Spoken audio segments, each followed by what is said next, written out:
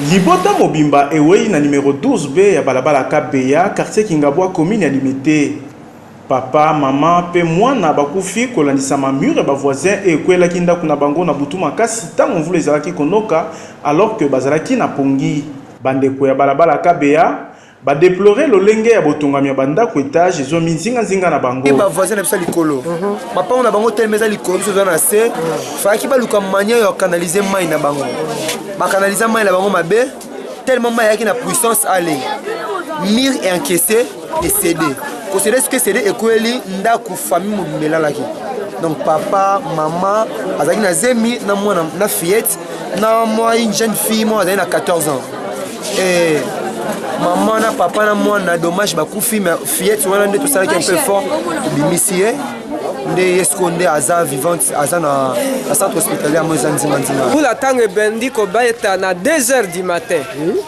Tolali et puis tokika balamoko maya pont et zongi et bukimir et koti nandako ti biloko nyonso eza kobeba ti sikoyo tozaka libanda tozaka suna konja leta esengeli batala na niveau oyo bazali kotonga bandako na ba quartier il faut batala ndako nini bakoki kotonga na ba place ya boye parce que esika oyo ezali esika ya étage te okoki kosala étage awa te étage oyo même ata ndenge esali boye ndako oyo ya bango eza na risque sikoyo. Bourgmestre commune ya Limité nde alongolaki bibembe nyonso mpona kotika yango na morgue. Esengeli boba ete libota oyo ekufi batiki mwana moke ya mwasi oyo bamemaki lombango na hôpital. Tolobi Tibo Koyoka.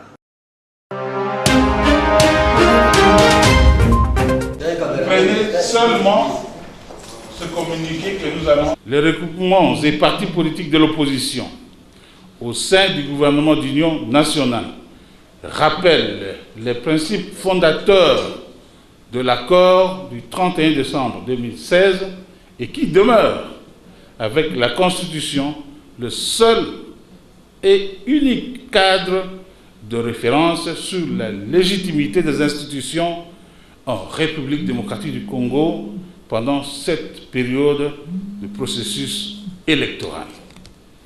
Ces principes consacrent notamment, primo, le président de la République en fonction demeure en place jusqu'à l'installation du nouveau président élu conformément à l'article 70, alinéa 2 de la Constitution. Secondo, les institutions à mandat électif, à savoir l'Assemblée nationale, le Sénat, les assemblées provinciales et les chefs des exécutifs provinciaux restent également en fonction jusqu'au renouvellement de leur mandat. Tertio, enfin, le gouvernement d'union nationale, constitué de membres de la majorité et de l'opposition, a pour mission principale de conduire le pays aux élections libres, crédibles, transparentes et apaisées.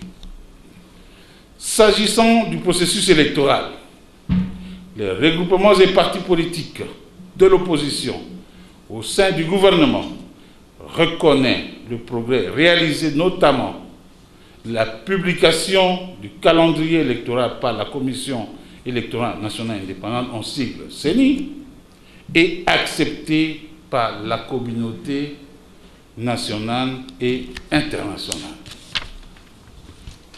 D'autres avancées à signaler sont la prise en charge du budget de la CENI par le gouvernement de la République démocratique du Congo et la promulgation de la loi électorale, gage de la tenue effective des élections au décembre 2018.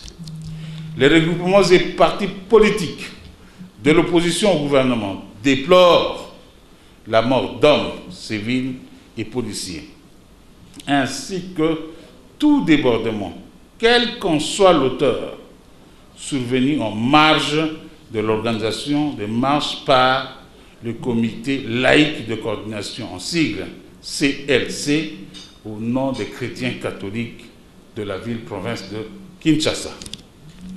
Les regroupements des partis politiques de l'opposition au gouvernement condamnent toute manipulation du peuple conduisant à la désobéissance civile, au désordre, à des actes de vandalisme et des contestations non fondées de nature à retarder la tenue des élections dès lors que le processus électoral est entré dans sa phase d'irréversibilité.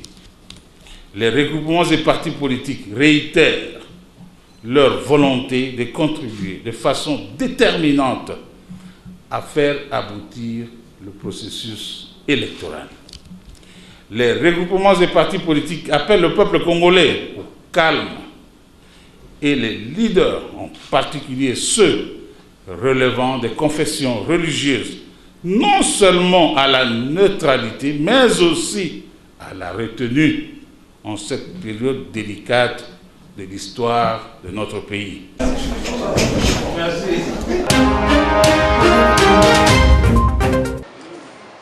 La bonne voie pour l'avenir, il faut avoir justement le courage de dire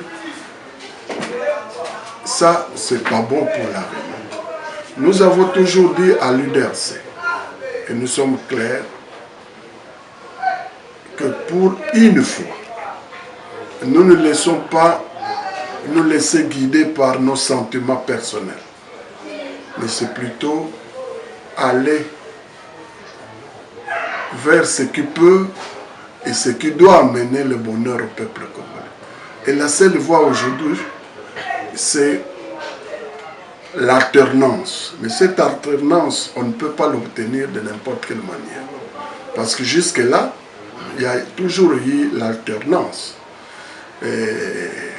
Léopold II avec la Belgique avec Kasavubu, Kasavubu avec Mobutu, Mobutu avec Mouzé, Mouzé avec Kabila. Donc il y a toujours eu une alternance.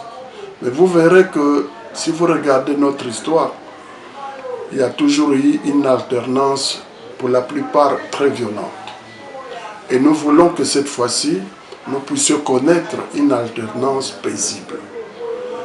Et que la passation de pouvoir se fasse de manière civilisée. Et ça, notre parti, l'UDRC, vraiment, elle est porte standard de cette voie-là. Et nous n'allons pas transiger, quel que soit le vent qui peut venir pour nous faire changer ça. Parce que nous savons, nous avons tout essayé, il y a eu des coups d'État dans ce pays, il y a eu des guerres qui ont fait partie des présidents.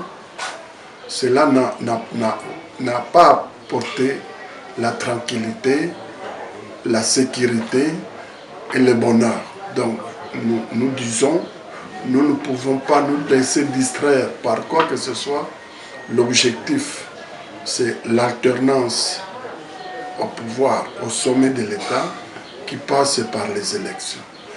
Et les élections, parlant des élections, le calendrier électoral est donné, la loi électorale...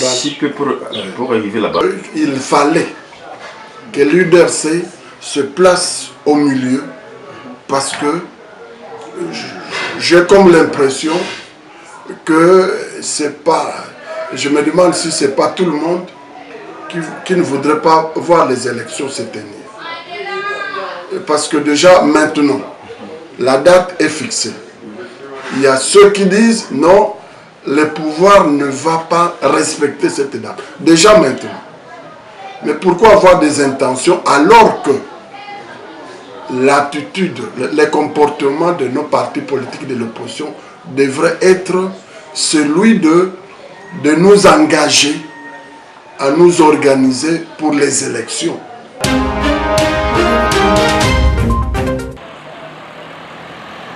Ce jeudi 4 janvier 2018, notre peuple se souviendra encore longtemps et avec un grand pincement au cœur de nos compatriotes qui sont morts, victimes de l'intolérance et de la dictature.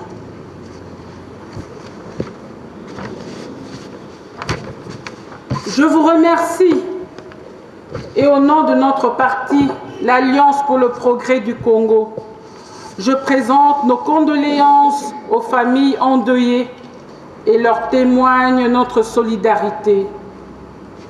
Chers camarades, mesdames et messieurs, à la fin de l'année qui vient de s'achever, notre parti, l'Alliance pour le progrès du Congo, a été honoré par notre élection à la tête du comité de coordination du regroupement politique des alliés de l'UDPS. Notre rêve de liberté est brisé et piétiné par les forces du mal qui ont endeuillé notre peuple le dimanche 31 décembre 2017. Nos larmes réclament justice et condamnation des fossoyeurs du bel élan de solidarité et de liberté que nous avons pris depuis le 30 juin 1960. La liberté chèrement conquise plus d'un demi-siècle en arrière, liberté léguée par nos martyrs à la postérité, aujourd'hui confisquée au prix du sang. Les actes ignobles, par ailleurs dénoncés et condamnés par la Conférence épiscopale nationale du Congo, par toute la communauté internationale et par les partis et regroupements de l'opposition politique. Je compte sur chacun de vous pour mener le combat de libération de notre peuple et pour l'alternance démocratique à la tête de notre pays. Devant un parterre de journalistes, Félix-Antoine Tshisekedi, président du Rassemblement des forces politiques et sociales acquises au changement, a dénoncé les violences subies par les chrétiens et décide que la journée du 8 janvier soit déclarée une journée de deuil national en mémoire des victimes tombées lors de la dite manifestation.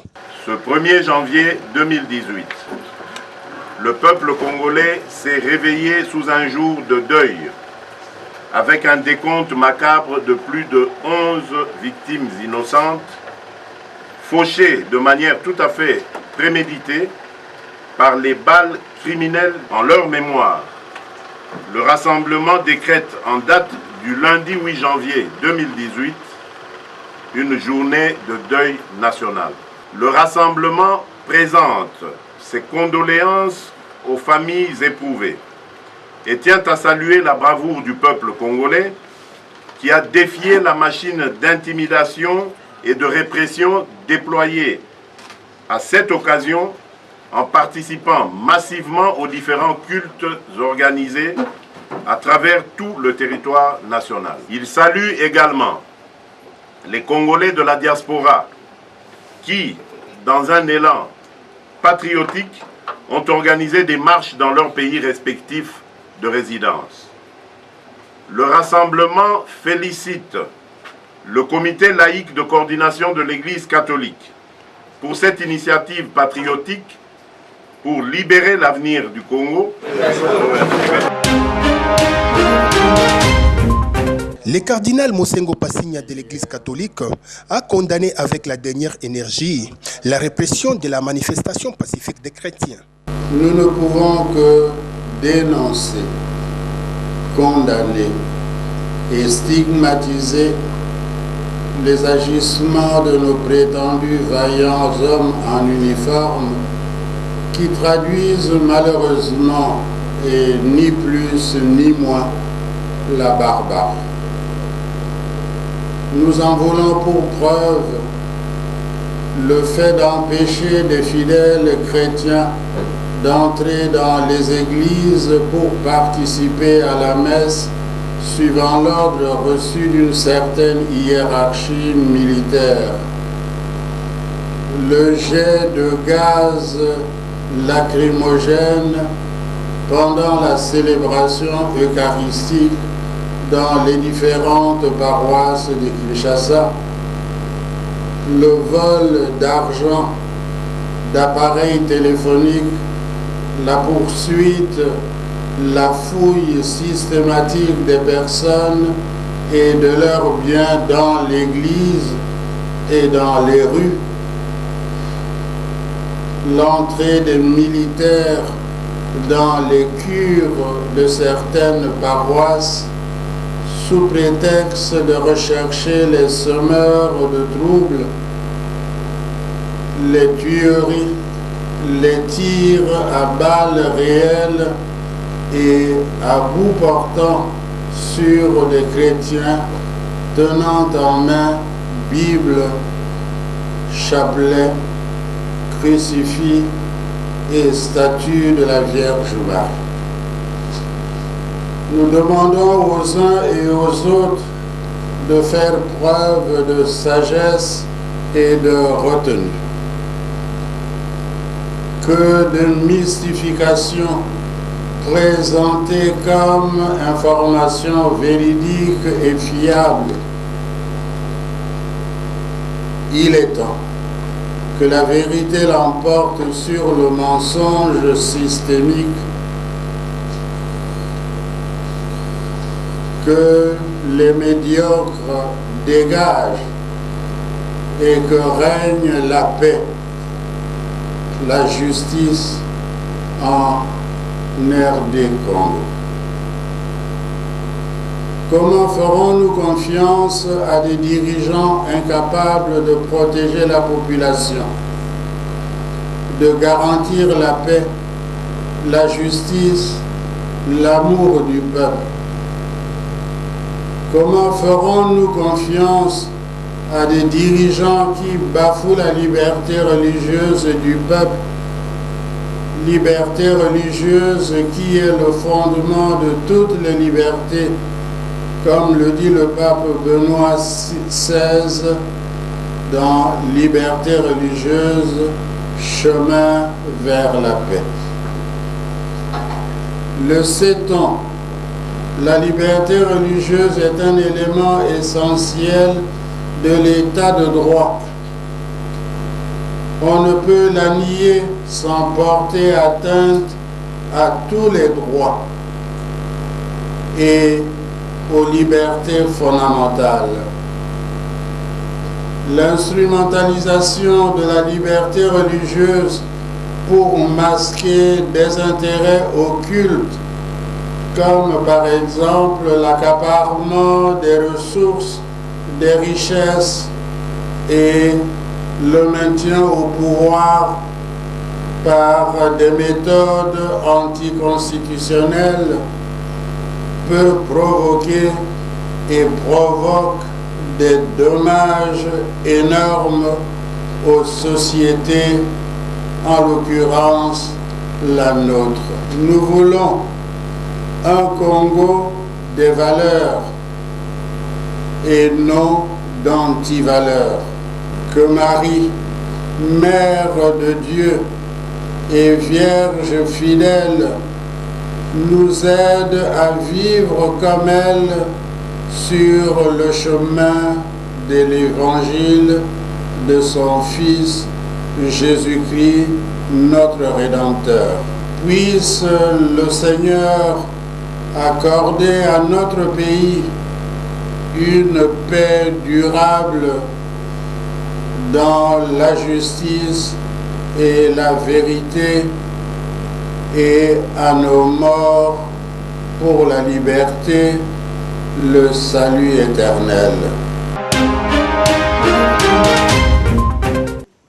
Après avoir adressé les vœux de bonheur, de succès et de prospérité aux journalistes, Lambert Mende Omalanga ne comprend pas qu'un pasteur, le cardinal Mosengo Passigna, invoque une paix durable pour la RDC, tout en incitant en même temps les Congolais à la haine. Le paradoxe qui traverse de part en part le communiqué de l'archevêque de Kinshasa suscite plus d'inquiétude qu'il ne clarifie la position d'une frange du clergé qui semble avoir délibérément choisi de se ranger derrière quelques politiciens obstinés dans leur rêve de prendre le pouvoir politique par d'autres voies que celles des urnes, réfutant ainsi les règles communes du jeu politique accepté par notre peuple. La terrible confession sans doute involontaire de son éminence, Monseigneur le Cardinal, qui dénonce lui-même, je le cite, l'instrumentalisation de la liberté religieuse pour masquer des intérêts occultes, fin de citation, est symptomatique de cette espèce d'autoprojection caractéristique de ce communiqué au vitriol, doublé d'insultes et autres mots inutilement excessifs dans le discours d'une personnalité de son rang et de son niveau.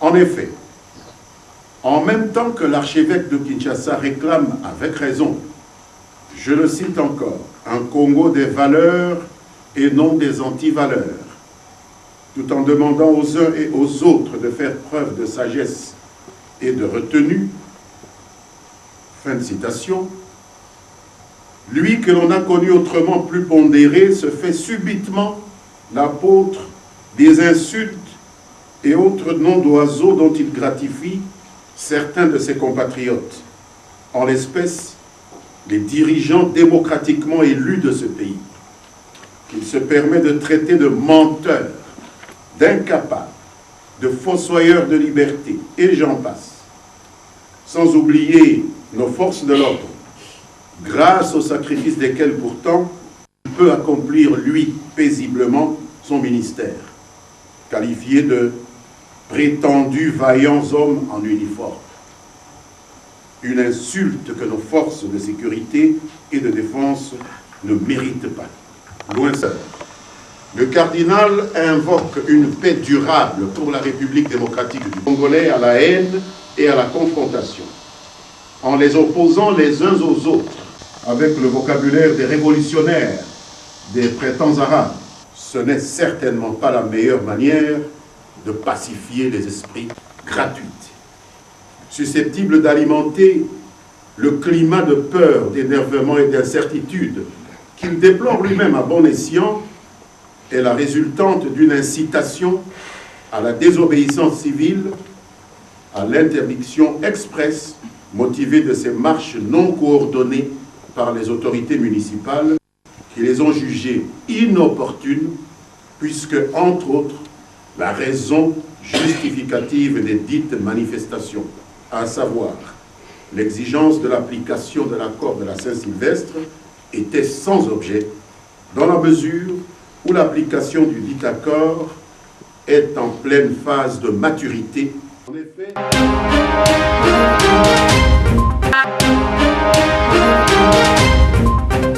après une longue durée de prière et de jeûne, l'Église sur le chemin d'Emmaüs a clôturé ses 50 journées de prière et de jeûne sous le thème « Fais de l'Éternel te délice et il te donnera ce que ton cœur désire » tiré du livre de Psaume au chapitre 37, le verset 4. Une journée qui a coïncidé avec la clôture de la fin de l'année. Le prédicateur du jour, le pasteur Jean-Michel Moudiaï des USA, s'était basé dans sa prédication sur le thème général. Il a exhorté le peuple à abandonner les péchés pour s'est tourné vers Dieu. Il a appelé à la même occasion le peuple congolais à faire confiance en Dieu malgré la crise qui sévit dans le pays. Pour notre pays, je donne le message de la persévérance. La Bible dit, Dieu a dit aux enfants d'Israël, si mon peuple se met à genoux et se tourne vers moi, il va faire quelque chose. Donc je dis de persévérer dans la prière et se détourner du monde et donner nos vies à Dieu en vérité, et il va faire des grandes choses pour le pays. Le pasteur Henri Moukandi, représentant légal de l'Église sur le chemin d'Emmaüs, est revenu sur l'objectif et la particularité de ces 50 journées de prière. Le jour de jeûne et de prière était de ramener les enfants de Dieu à la foi, de manière qu'ils intériorisent les valeurs ou les principes bibliques. C'est alors que Dieu va agir dans leur vie. Parce qu'aujourd'hui, la confusion est grande. C'est ainsi que cela devait se passer dans les enseignements et dans la prière. À la clôture, la prophétesse Kamonya Mukondi Petroni a prié pour les malades et autres personnes affectées par les problèmes. La louange était également au rendez-vous avec le frère Moïse Matuta.